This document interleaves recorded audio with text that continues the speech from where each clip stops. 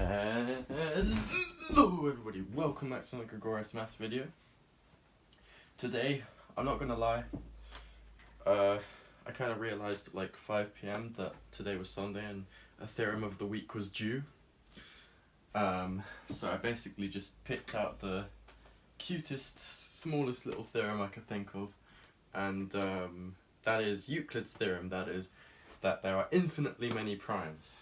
And okay, you know, there's plenty of other results that I actually kind of intend to, off the back of this, just to make this a bit more, you know, nice, I don't know, to make this a bit more in-depth, to off the back of this video, to make videos on more deep results, or slightly more deep results, nothing, no advanced number theory here, but sort of slightly more deep results than this, but just for the sake of having a theorem of the week, I thought I would do Euclid's theorem, because it is a lovely, neat little contradiction anyway. And yeah, I think from now on I'll ask the viewers what they want for theorem of the week in a community post every week. So I'll put a link to the post in the description or something like that for next week's theorem.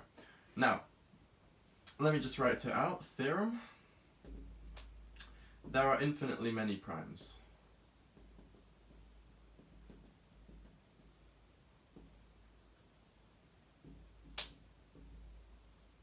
Okay, cool.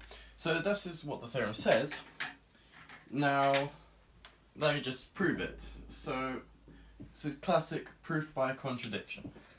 So proof. Let's assume that there are a finite amount of primes. So let's assume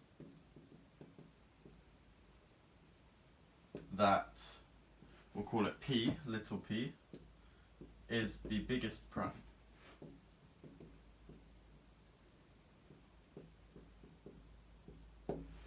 Then, well, okay, we can just do p factorial plus 1.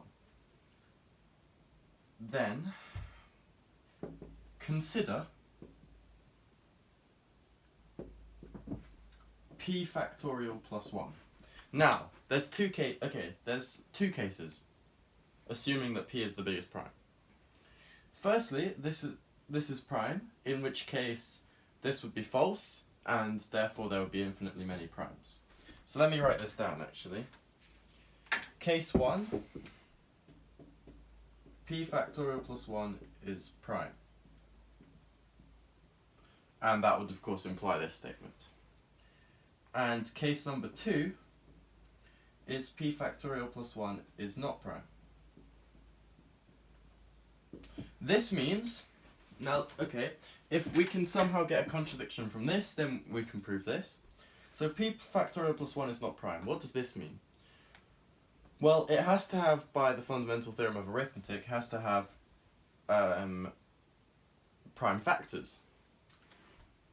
So, prime factor, let's say it's got a prime factor q. Q is a prime factor.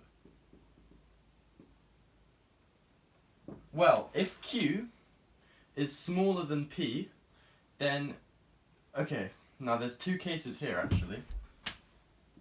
One, q is greater than p, which would then contradict this statement that p is the biggest prime, and therefore would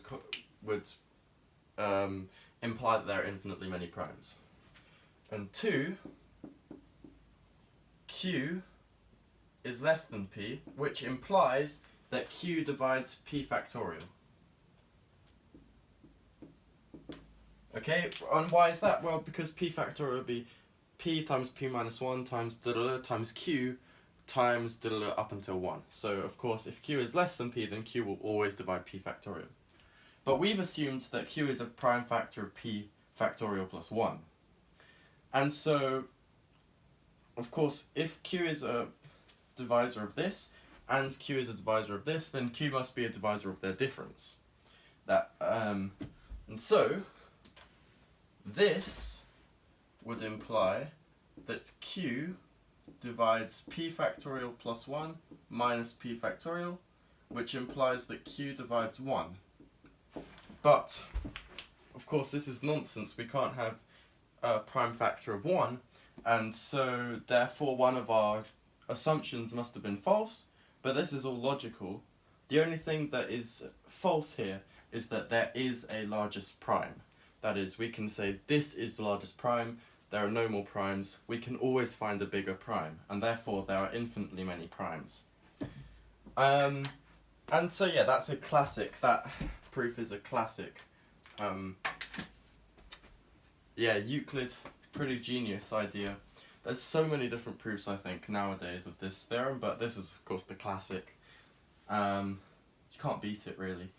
And yeah, I do intend to make some follow-up at some point, just to present a little bit more deep results, you know, considering this is, you know, this is Gregorius maths, we don't just deal with willy-nilly stuff. But having said that, this is a classic and a cute little theorem for Theorem of the Week. So yeah, thank you guys for watching. Hopefully my explanation was clear, and yeah, so I'll see you guys soon.